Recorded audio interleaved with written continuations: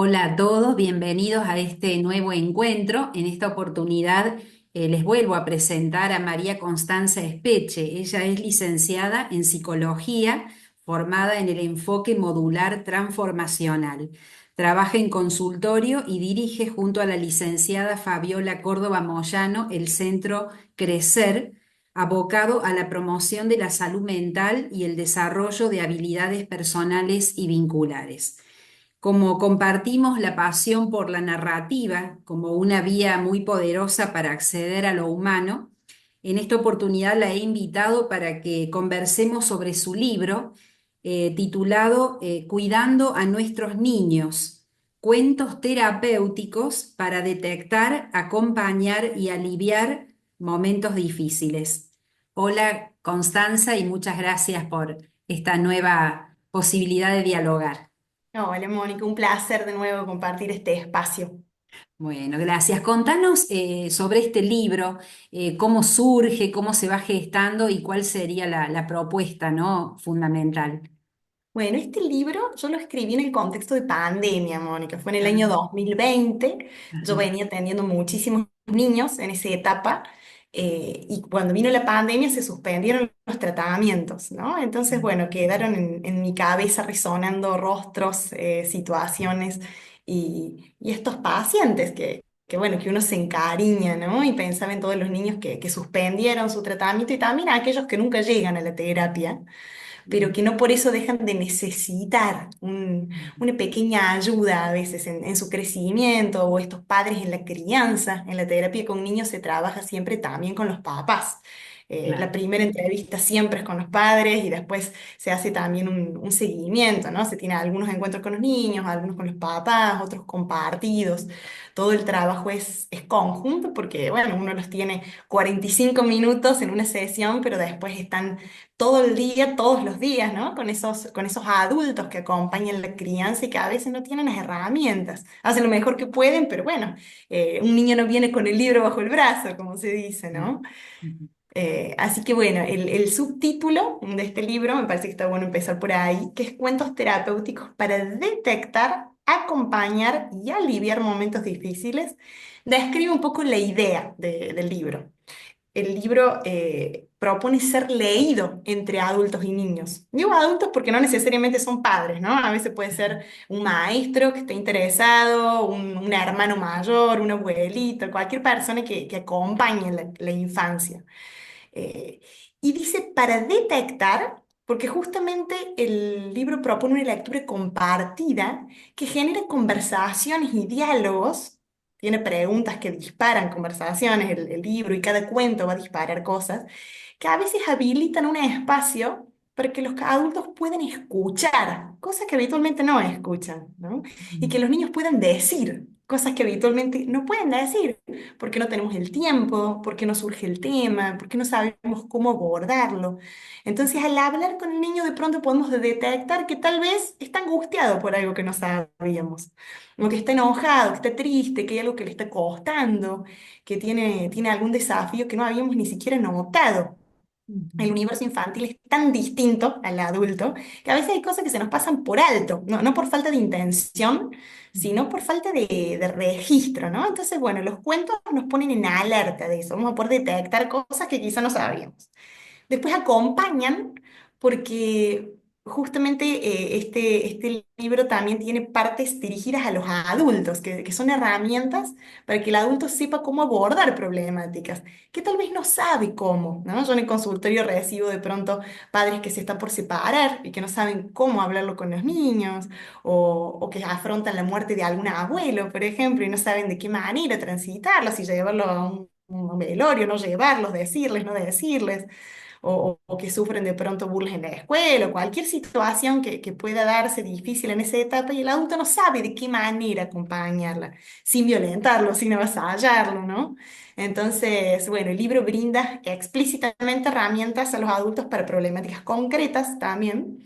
Y, y la otra parte del subtítulo es aliviar momentos difíciles, porque a través de la lectura de los cuentos, los niños van pudiendo encontrar nombre de cosas que les pasa y que no saben nombrar, ¿no? De pronto a través de la identificación con un personaje o de ver cómo un personaje del cuento va viviendo cosas que a él le pasan y cómo las va transitando, qué habilidad va incorporando, pueden ir interiorizando eso. Yo cuando leía cuentos con los niños en las sesiones, una de las cosas que más me gustaba, ¿no? Era que de pronto venía hablando de un personaje y de golpe el niño me decía, "Ah, eso es lo que me pasa a mí, Claro. ¿no?" Y ese momento donde se ve reflejado y puede poner un nombre a lo que vive y no sabe qué es a veces, es terapéutico y genera un alivio también, ¿no? Ujú. El ver que en otro está pasando lo que me pasa a mí y además con la claridad de la expresión narrativa, ¿no?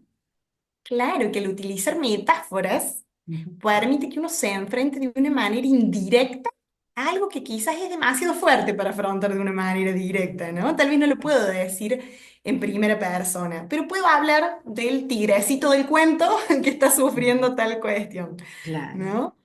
Todos Y los cuentos. eso, Sí, sí. decime. No, ¿todos los cuentos son de tu autoría o hay una recopilación de cuentos clásicos, hay adaptaciones de cuentos o todos parten un poco que la materia prima sería lo que has ido detectando en la sesión? No, todos los cuentos son de mi autoría. Muchos de estos cuentos incluso los he armado para pacientitos concretos, ¿no? Con una cara concreta que estaban afrontando algún momento que me daba cuenta que era muy común y muy frecuente. Entonces aproveché y bueno, hice ese cuento como parte del libro y después trabajé la temática, pero son todos cuentos de mi autoría que tratan cuestiones bien concretas. Yo diría que tres tipos de cuentos, Ujú. algunos que apuntan a crisis circunstanciales en la vida de un niño, como puede ser, te decía, un divorcio, una muerte, una situación de bullying, ¿no? Otros que apuntan a desafíos del crecimiento, simplemente, como esto de tener que pasar otra etapa, de pasar a la primaria, ¿no? De dejar de usar una mamadera, bueno, de crecer. Y otros cuentos que tienen que ver con el desarrollo de alguna habilidad necesaria, como puede ser la tolerancia a la frustración, las habilidades sociales, ¿no? El cómo manejar el enojo. Son tres tipos de cuentos que me parecen todos muy útiles para la etapa de entre 5 y 10 años, que es la edad a la que está dirigida el libro. Y esto de lo narrativo que vos decías, ¿no? De que permite detectar, bueno, también cuando los adultos nos ponemos a conversar a partir de algo narrado, cómo permite también contar lo propio, conectar con algo que nos pasó, advertir, ¿no? Esto, bueno, la verdad que me identifico con este personaje, ¿no? Lo narrativo como una vía de terapéutica y de expresión de las emociones en todas las edades y qué importante el niño, ¿no? Poder acompañarlo desde este recurso. Totalmente, el cuento, como también la novela y como a veces incluso hasta una película, ¿no? Todo lo que desde Claro. un lugar Ujú. ficcional nos moviliza cosas, es muy terapéutico, es catártico de alguna manera y en este caso también, bueno, acompaña a transitar procesos que pueden ser complejos.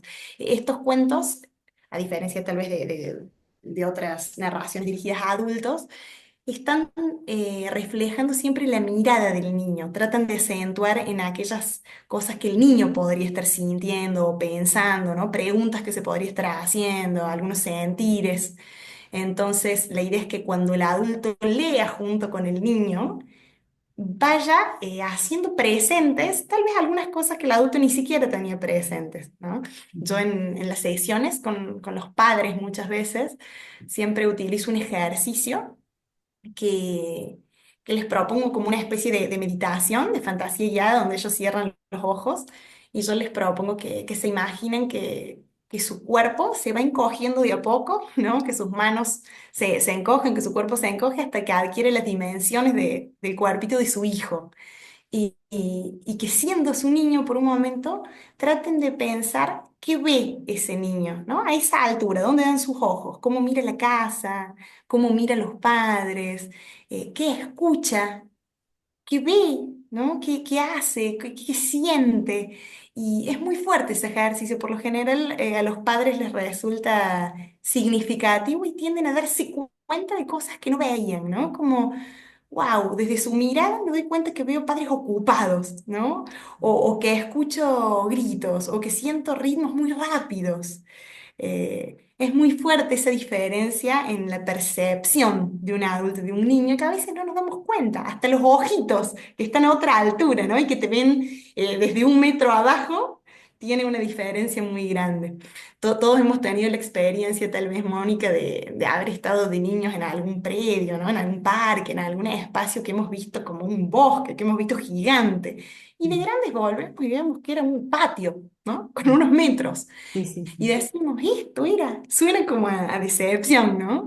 Y Ujú. lo mismo pasa con las emociones. A veces algo que para un niño es una cosa gigante, para un adulto es una tontera. Es el típico, no llores por eso, ya va a pasar, no pasó nada. Y para el niño es un mundo, pero a veces nos cuesta registrarlo. Ujú. Esta desconexión, ¿no? Con el mundo infantil, por eso digo ese ejercicio tan fuerte, porque la clave es mirar al niño, sentir como el niño, empatizar de verdad con el niño, cosa que creo que el mundo adulto por ahí no hace ese esfuerzo. Y aparte porque por ahí traemos los patrones propios de la crianza con la que hemos sido criados y creemos que estamos haciendo un bien y a lo mejor estamos avasallando como adultos, ¿no? Mm. Este desencuentro entre el mundo infantil y el mundo adulto, que por ahí, bueno, yo te comentaba que varios de mis relatos de alguna manera buscan denunciar esto, ¿no? Una mirada adulta que violenta el mundo infantil, no porque a lo mejor está la intención clara de violentar al niño, pero hay un desencuentro, ¿no? Hay una desconexión. Hay un desencuentro y que me parece que es tan natural ese desencuentro, ¿no? Si lo pensamos en algo tan básico, por ejemplo, como cuando un padre camina con un niño, ¿no? A un paso del padre son 5 pasos de un pequeño. Y de pronto el niño se cansa y el niño va lento. Y sí, porque hasta sus piernitas son distintas, ¿no? Y hay otra capacidad física.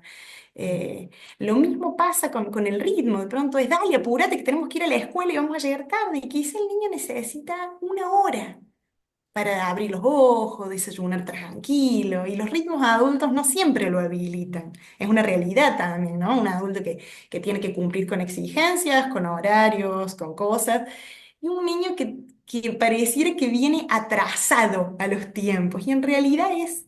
Bueno, es otro modo. Después nos encontramos con niños muy ansiosos, últimamente ese es un tema, y creo que tiene que ver un poco con esto, ¿no? Con que a veces nos cuesta entender sus tiempos, sus procesos, sus ritmos. Es casi natural ese desencuentro. Estamos tan lejos de aquella época. Ujú. Sí, y aparte con esto de que, bueno, hay que educarlos bien, entonces ciertas pautas rigurosas o decir, bueno, no hay que malcriarlo, no llores por esto, como decías vos, y en definitiva hay como un no mirar al niño en su niñez, ¿no? Y estos cuentos seguramente ayudan al menos a decir, bueno, nos sentemos, leamos, ¿qué te parece? Escuchar bueno, como un camino que realmente active esa conexión que por ahí nos cuesta que se establezca, ¿no? El- Totalmente. Incluso yo digo que el libro es para niños de entre 5 y 10 años, y te imaginarás que entre 5 y 10 años hay un abismo de diferencia, ¿no? En la Claro, capacidad cognitiva y demás.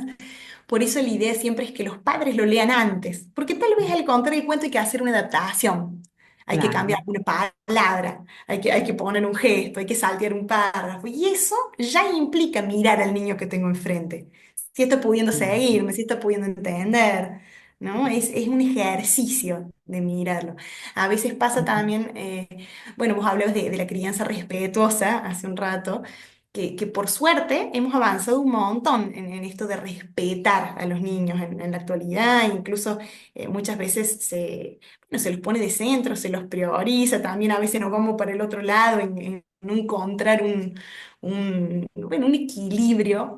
eh, pero tanta información a veces también termina generando una desconexión del niño real que tengo al frente, ¿sí? Y de las posibilidades reales mías como adulto y del vínculo que tenemos, por tratar de cumplir con un patrón, con lo que me enseñaron a mí alguna vez, con lo que piensan mis padres, o con lo que dice la psicóloga de la tele o lo que leí en este libro también, ¿no? Entonces a veces pasa que el adulto tratando de hacerlo mejor, también tiene tanta información y tanto mandato que a veces se desconecta del pequeño que tiene delante y de poder verlo realmente, ¿no? ¿Qué le está pasando? ¿Cuál es su tiempo? ¿Qué necesita?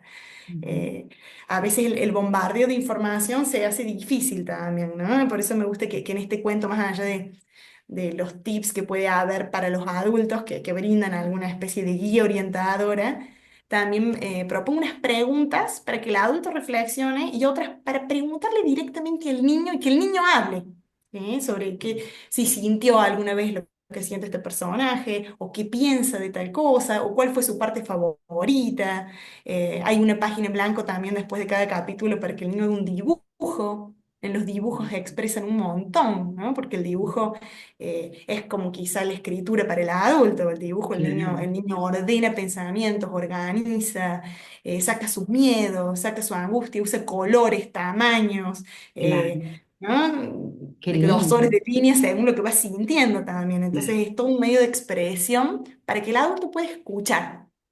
Qué hermoso. Y has recibido algunas devoluciones, seguramente, algunas mamás, papás, algo que te hayan dicho de qué impacto tuvo el libro o algo que a lo mejor no te lo esperabas Sí, que te sí. dijeran y, wow, yo no me esperaba este impacto. La verdad que he recibido críticas re buenas del libro, sobre todo en relación a eso, ¿no? Al espacio dado para los niños y a cómo se han identificado con personajes y han contado cosas que tal vez los papás no sabían. Eso resulta muy enriquecedor. Esto de esto me pasa a mí, que te digo que los niños dicen, es especial. Incluso una vez me pasó con un niño que se lo leí a uno de los cuentos y él se identificaba con el niño burlón. No, Mm, no con el burlado, ¿no? Pero ujú, poder decir y entender que quizá le pasaba algo y que generaba esto en el otro, mm, también fue muy fuerte y pudo clarificar varias cosas, que por ahí los padres venían preocupados de por qué el niño no se integraba y al final el niño tenía una conducta, ¿no? Muy agresiva sin darse cuenta. claro, Y mira pudimos vos. trabajarlo desde ahí a raíz de cómo se identificó con uno de los personajes que no era el que pensábamos. Y a veces como por ahí la vía es la culpa, la acusación, cómo vas a hacer esto, cómo vas a, o sea, es una vía más amorosa, más empática. Y esto, yo insisto en la mediación de lo narrativo, ¿no? Porque por ahí decimos, bueno, quiero hablar con mi hijo, sentate, vamos a hablar. Y es como hasta artificial eso, ¿no? Y es como que hasta que nos soltamos, pero como el cuento abre caminos y bueno, realmente es maravilloso Abre el también en un potencial que tiene. idioma que los niños pueden entender, porque a veces nuestro discurso los aburre, ¿no? O lo Claro, pierde, ¿no? No entiende. Tantas veces esto que decís del reto a veces o del señalamiento, y impide registrar que tal vez el niño no sabe qué hizo mal, ¿no? claro, O ni siquiera entiende por qué hizo lo que hizo. A veces hay uno de los cuentos que trata sobre el manejo y la gestión del enojo, por ejemplo. Y a veces el niño está enojado y no sabe ni qué lo enojó tanto, ¿no? O no sabe qué hacer con ese enojo. Hasta cierta edad el cerebro humano no está ni siquiera desarrollado para poder controlar impulsos, para poder regular ciertas emociones. Y somos los adultos los que tenemos que prestarle nuestras herramientas, poderle poner un nombre a lo que le está pasando, ayudarlos a armar la secuencia. A ver, pasó esto, te sentiste así, entonces hiciste tal cosa, ¿no? Y cuando yo me siento de esta manera, respiro de esta forma, o salgo a caminar, o hago, ¿no? Le voy prestando eso que él todavía no desarrolló y que no lo hace por malo, ¿no? Digo, no hace el berrinche para provocarme, como muchas veces dicen los padres, sino que realmente los niños a veces son, ¿no? Un ser pequeñito que está atravesado por un montón de emociones que desconoce, que no sabe manejar y que, bueno, que también son perturbadoras para él. Qué lindo. Bueno, sí, como para ir cerrando, ¿algún relato en particular que te gustaría mencionar o ubicarnos un poco en la... Vos hablaste recién de la gestión de del enojo, o algo que quieras leernos del libro, o algo como para decir, bueno, que genere más ganas todavía de acceder al libro y de llegar a él, ¿no? Como adultos que queremos entender mejor el mundo infantil, ya seamos padres, docentes, abuelos. Bueno, hay uno de los cuentos, que es uno de los primeros en realidad, que habla sobre el amor de los padres. Me parece interesante tocar ese tema, que también uno de tus cuentos toca un tema similar, que se trata de una niña a la que de pronto le va mal en una prueba en la escuela, ¿no? Y se angustia mucho. Y en la angustia de la niña lo que se ve en el cuento es que en realidad, más allá del miedo que le vaya mal en la prueba, es todo lo que piensa que va a suceder si le va mal, ¿no? Que es esto de que su mamá la va a dejar de querer, que su mamá se va a enojar, que se va a decepcionar.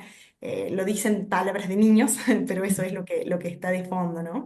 Y me parece interesante porque ese cuento trata de reflejar a través de cómo la mamá después contiene esa emoción y cómo calma con sus palabras, que el amor no está en juego, ¿no? Esto me parece muy importante porque en la infancia, literalmente, un niño para sobrevivir necesita de sus padres, ¿no? Digo, el amor de los padres no es un plus, es una necesidad y es parte de su supervivencia. Ningún niño puede subsistir sin un adulto que lo cuide, que lo proteja, que lo guíe, ¿no? Entonces, creer que ese amor que me alimenta depende de mis acciones, depende de que me vaya bien, que me vaya mal, que haga esto, que no haga esto, puede ser algo realmente abrumador, ¿no? Entonces, qué importante para los niños tener este registro de que a veces estoy muy enojado, pero te amo igual, ¿no?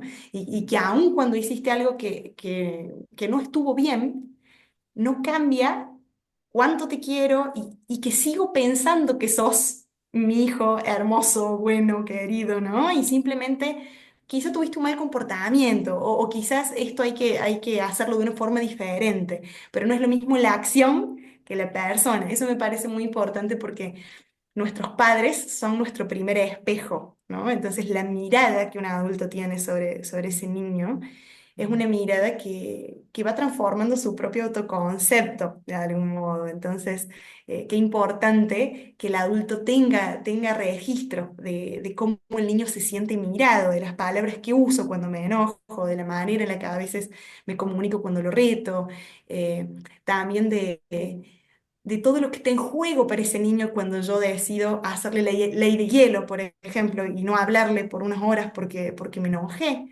En esa de pronto indiferencia que el niño ve en su padre, qué angustia provoca. Quizá no es mi papá está enojado, sino tal vez mi papá no me quiere más, ¿no? Con todo lo que eso implica para un pequeño que necesita de su padre para sobrevivir. Parece que es un tema muy importante.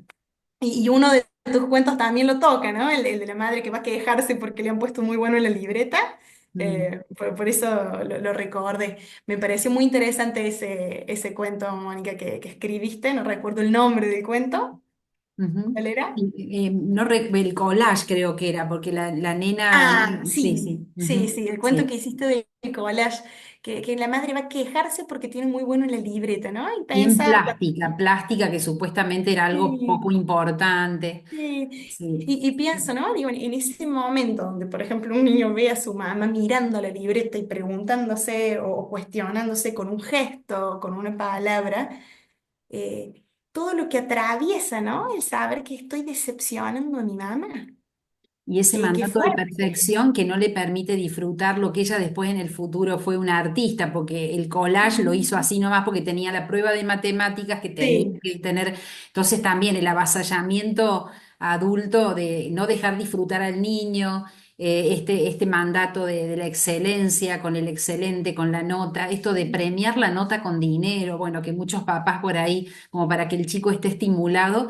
Pero sí, este concepto de mi amor se está condicionado por lo que vos hagas y produzcas, y perfecto encima. Qué Ujú. tremendo, ¿no? Bueno, muchísimas gracias. Yo creo que, bueno, transmitís mucho, mucho entusiasmo por la llegada a la infancia y este sentido de lo sagrado que tiene la infancia, que muchas veces en la locura que llevamos olvidamos, ¿no? Lo delicado que Sí, tenemos que ser con las palabras, con nuestras actitudes. y sobre todo, Mónica, que realmente en la infancia se estructura básicamente el psiquismo y se fortalece o no la salud mental, ¿no? Que va a tener ese futuro adulto también. Entonces, trabajar con los niños y sobre todo brindar herramientas a los padres, que son quienes van a acompañarlos en este proceso de crecer. Yo creo que es lo mejor que puede hacerse en materia de promoción de salud mental, ¿no? Porque todos hemos sido niños y nuestras grandes carencias y fortalezas tienen que ver con aquella etapa en gran medida.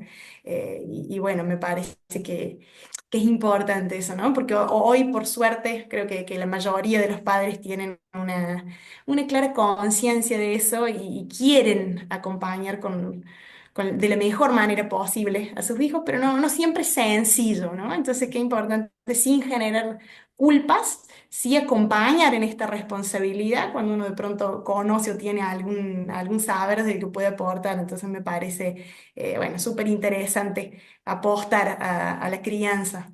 Qué lindo. Bueno, y dejaremos tu contacto para que puedan acceder al libro. Lo más directo sería comunicarse con vos, ¿no es cierto? Para adquirir. Sí, sí, vos tenés también mi Instagram, me podés robar debajo de esta charla. Bueno, muchísimas gracias, Constanza. Y bueno, a seguir apostando a una infancia más cuidada para un mundo mejor, ¿no? Que más allá de que parece una frase hecha, pero es fundamental. Es exactamente así. Gracias Muchas a vos, gracias. Mónica. Un abrazo. Gusto.